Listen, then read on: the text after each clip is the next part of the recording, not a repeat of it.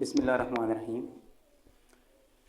In the name of Allah, the most gracious, the most merciful, and Muhammad, peace be upon him, is the last prophet of Allah Almighty.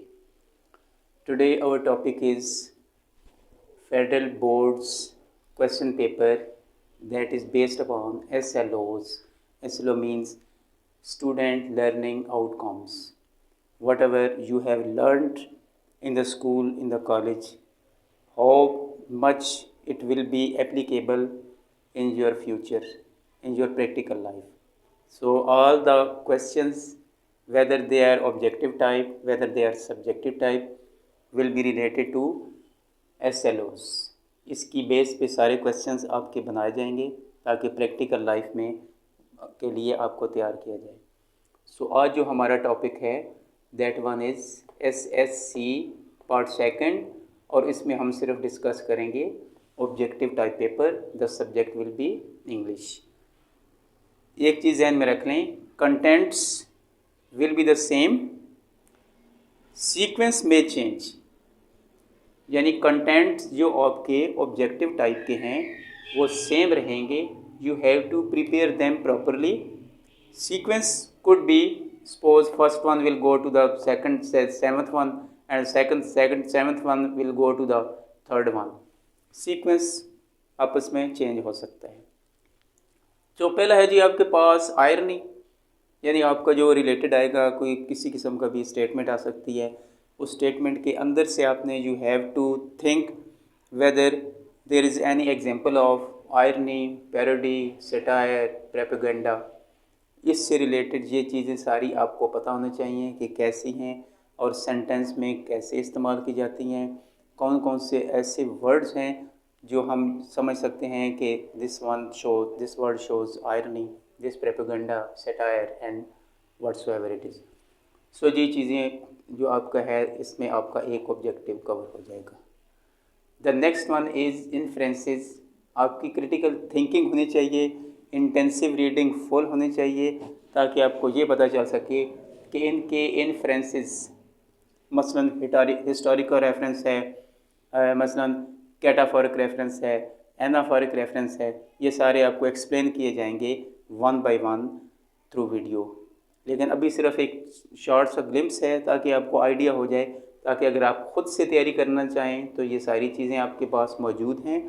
And I am available in the shape of videos that will be provided with the passage of time and time to time. Number third, use of transitional devices. सबसे पहले आपको पता होना चाहिए कि transitional devices कौन सी होती हैं, उनकी काइंड्स कौन कौन सी हैं, उनको एक सेंटेंस में आप कैसे रिकग्नाइज कर सकते हैं कि this one is transitional device. And इसी तरह उसका यूज़ कहाँ कहाँ पे आता है. विद इन पैराग्राफ्स आता है, विद इन सेंटेंसेस आता है, क्लास के दरमियान कहाँ कहाँ उसको यूज़ कर सकते हैं, उसका सीक्वेंस कौन सा होना चाहिए. So these all things will be related to the transitional devices. Next आपके पास आ गया deduce meaning of the words from the text. यानी आपको सामने एक शॉर्ट स्टेटमेंट कोई भी किसी किस्म की दे दी जाएगी तो आपने उसमें चेक करना होगा कि एक वर्ड जो की वर्ड होगा वो हाईलाइट किया हुआ होगा. तो आपने देखना होगा कि इस वर्ड के जो 4 ऑप्शन नीचे दिए गए हैं इनमें से मोस्ट एप्रोप्रिएट कौन सा है. मसलन कहते हैं he is a capable teacher. Able means overall able, who can do anything, but capable means one who can do some specific thing. तो इस तरह की जो चीज़ है, कैपेबल के नीचे आपके पास 4 ऑप्शंस होंगे. उन 4 में जो एप्रोप्रिएट आपको नज़र आएगा उसको आपने टिक कर देना होगा. नेक्स्ट आ गया आपके पास number 5, analyse story elements. Story writing के लिए जो एलिमेंट्स होते हैं, प्ले राइटिंग के लिए जो एलिमेंट्स होते हैं, ड्रामा राइटिंग के लिए, नावल राइटिंग के लिए, कि वो कौन कौन से हैं, जिसमें आपकी कैरेक्टराइजेशन होगी, इवेंट्स हो गया, इसके बाद सेटिंग है उसकी कि कैसे उसका स्टार्ट है, इसके बाद एनी कन्फ्लिक्ट है, फिर उसका क्लाइमेक्स है, फिर कंक्लूजन है, रिकन्सिलिएशन है, प्लॉट कैसा है, थीम इसका क्या चीज़ होती है, टोन क्या चीज़ होती है, पॉइंट ऑफ व्यू क्या होता है. इसके बाद फर्स्ट पर्सन ये एक्सप्लेन कर रहा है, सेकंड पर्सन एक्सप्लेन कर रहा है, थर्ड पर्सन कर रहा है, और अगर ये लोग कर रहे हैं तो इनको हम किस टर्मिनोलॉजी में लेते हैं, ये सारी चीज़ें आपकी इसमें कवर आ जाएंगी। Number 6, literary genres all type whether these are fiction, non fiction. इसके बाद क्या है, पोइट्री है, प्ले है, शॉर्ट प्ले है, स्टोरी है, शॉर्ट स्टोरी है, ड्रामा है, वो सारी चीज़ें आपको लिटरेरी जेनर्स जो हैं वो आपको पता होने चाहिए कि ये क्या क्या है। शॉर्ट शॉर्ट सी डेफिनेशन होगी। You will feel easy when you will go through these all things. घबराने की ज़रूरत नहीं है, आसान है, matter of understanding. If you will understand them then you can easily tackle them. Number 7 है जी आपके पास वोकेबलरी, स्पेलिंग आ सकता है, कॉलिक्वल, इडियोमैटिक एक्सप्रेशंस, किसी तरह की कोई भी चीज़ आ सकती है। आपने उसको नीचे देखना होगा, उसका मे बी की वर्ड या की फ्रेज़ दी हुई हो, और आपने उसकी फ्रेज़ की मदद से you will come to know the meaning of that phrase. मसलन हम कहते हैं कि शेक्सपियर की एक लाइन है, नॉट अ माउस वाज टेरिंग। तो नॉट अ माउस वाज टेरिंग को अंडरलाइन किया होगा, इसका नीचे लिखा होगा कि क्या मतलब है। साइलेंस होगा, कामनेस होगा, या कोई और अगर ऑप्शन है नॉइज़ होगा, या maybe nobody was there. तो इन चार में से जो करेक्ट वन होगा वो आपने लिखना होगा, नॉट अ माउस वाज टेरिंग। इस तरह की जो है वो कोई किसी भी तरह की वोकैबुलरी से रिलेटेड भी आ सकती है, और जो आपको इडियोमैटिक एक्सप्रेशंस वगैरह बताए हैं ये भी चीज़ आ सकती है। आम रूटीन की जो रोज़मर्रा ज़िंदगी के जो लैंग्वेज है इसमें कोई ऐसी स्टेटमेंट आ सकती है जिसको आपने चेक करना होगा कि वो कैसी है और वो किस से रिलेटेड है। नेक्स्ट आ गया आपके पास, जिन किस से रिलेटेड से मुराद ये है कि इसके मीनिंग क्या है, मीनिंग के हिसाब से मैं कह रहा हूँ। नेक्स्ट है जी फिगर्स ऑफ स्पीच। अब शुरू से पढ़ते आ रहे हैं, फिगर्स ऑफ स्पीच में आपके पास आ जाता है एलिट्रेशन है, सिम्बली है, मेटावर है, पर्सोनिफिकेशन है, इमेजरी है। So there are I think at least 20 के रेंज में तकरीबन ये चीज़ें हैं जो फिगर्स ऑफ स्पीच जो मेन आपको इसमें आ सकती हैं। वो आपको उसको गो थ्रू होना होगा, आपको पता होना चाहिए कि या तो ये पॉइंट आउट आप किया होगा कि ये चीज़ क्या है, एग्जांपल दी हुई होगी और आपने उसमें से चेक करना होगा। I wanted lonely as a cloud that flies very high over vales and hills. Then all at once I saw a crowd, a host of golden daffodils. You know read and you have read very well about this. तो आपने उसमें से देखना होगा कि एक एक line कहीं सी उसमें से दी I wanted lonely as a cloud. As आ गया, आपने देखना होगा कि एज हमने किस में लेना है, सिमली है, पर्सोनिफिकेशन है, मेटाफर है, वगैरह वगैरह। तो ये इस तरह की शॉर्ट सी सिंपल सी चीज़ होगी। नेक्स्ट है नंबर 9 पे आ जाएगा आपके पास distinguish what is stated and what is implied, कि कोई भी जो चीज़ है उसके हिडन मीनिंग क्या है और सामने उसको क्या चीज़ दिखाई गई है। ये चीज़ आपने मसलन कहते हैं कि ही is a couch potato, so he always remains busy. इसका मतलब है दो अलग अलग चीज़ें लिखी हुई हैं, आपने खुद से ढूंढना होगा कि काउच पोटैटो से क्या मुराद होगा। तो इस तरह की जो चीज़ें हैं, किसी किस्म की स्टेटमेंट आ सकती है, वो आपने उसमें से ढूंढना होगा कि ये क्या चीज़ है और इसका यहाँ पर क्या मीनिंग बन रहा है। नेक्स्ट पे आ जाए जी, नेक्स्ट है number 10 distinguish fact from opinion in news articles editorials. इसके बाद है जी स्पोर्टिंग पोजीशन है, ओपिनियन है, सजेशन है। ये सारी चीज़ें यानी एक स्टेटमेंट दी हुई होगी और उस स्टेटमेंट को आपने जज करना होगा कि वो स्टेटमेंट इनमें से किसके ऊपर सही बैठती है, वो चीज़ आपने टैकल करनी है। नंबर 11 इस पे आ गया जी आपके पास adjective phrases and clauses.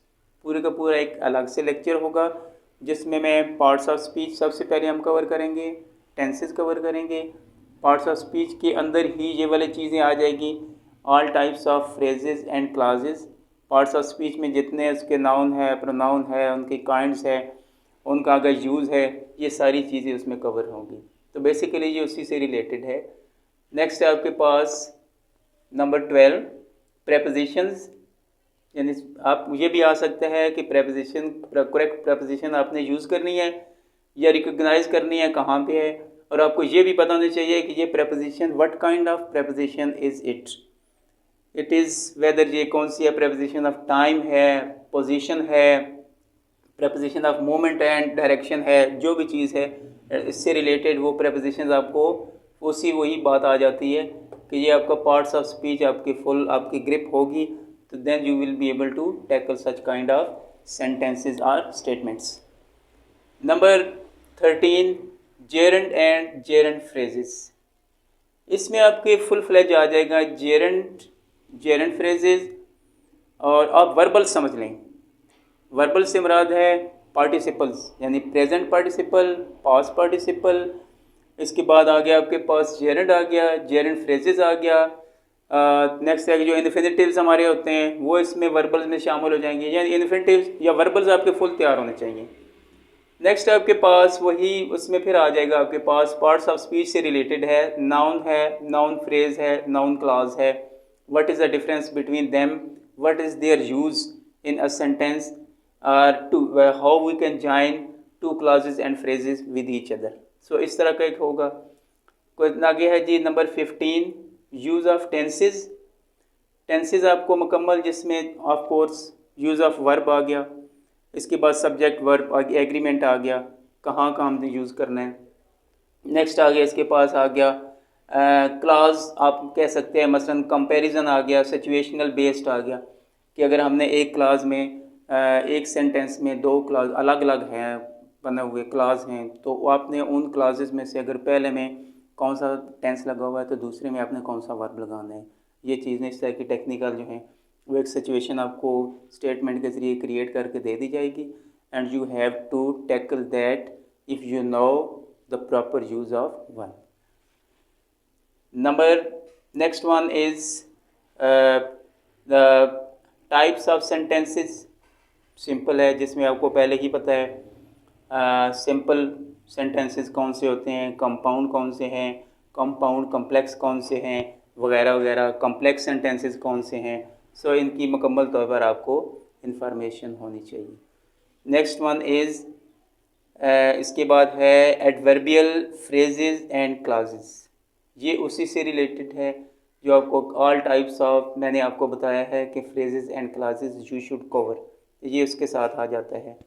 Next आ गया आपके पास प्रेपोजिशंस का इस्तेमाल। यहाँ पे ये सेम वर्ड जो मैंने इधर यूज़ किए थे कि आपको प्रेपोजिशन का यूज़ भी आना चाहिए, और प्रेपोजिशंस की जो डिफरेंट काइंड्स हैं उनसे रिलेटेड आपको पता होना चाहिए कि ये किस टाइप की प्रेपोजिशन है। नेक्स्ट है जी सेकंड लास्ट कंडीशनल सेंटेंसेस आपको पता होना चाहिए, zero conditional, first conditional, second and third conditional. उनके मतलब कहाँ पर उनको यूज़ किया जाता है, कैसे यूज़ किया जाता है, और एक दो जो उसके प्लस माइनस हैं वो सारे आपको यहाँ पर कवर करने हैं। नेक्स्ट है लास्ट वन कि जिसमें आपके पास आ गया ट्रांजिटिव वर्ब और इनट्रांजिटिव वर्ब, यानी आपको आसानी से पता होगा कि ट्रांजिटिव वर्ब कौन से होते हैं, इनट्रांजिटिव वर्ब कौन से होते हैं, या उनको यहाँ पर ट्रांजिटिवली यूज़ किया गया है, इनट्रांजिटिवली यूज़ किया गया है। ये है जी आपका ऑब्जेक्टिव टाइप। अब इस ऑब्जेक्टिव का नेक्स्ट सुने कि ये सारे जितने points whatever I have discussed over here and what are the contents over there, I will try my best to make the videos of each one time to time I will send to you. तो ये हो गया जी आपका इससे related. Next आपके पास आ गया कि अगर सपोज़ हम करें कि कोई ऐसी कोई चीज़, कोई बुक जिससे आप हेल्प लेना चाहें, तो सबसे अच्छी जो बुक है, the foremost very important book है रैंडन मार्टन की है, high school English grammar and composition. वो आप ले लें, बहुत अच्छी बुक है। उसमें एग्जांपल्स हैं, एक्सरसाइजेस भी हैं। नेक्स्ट है ज़ियाउर रहमान साहब की बुक है जो कि simple English grammar and composition for intermediate part 2, उसको देख लें, वो आप ले लें।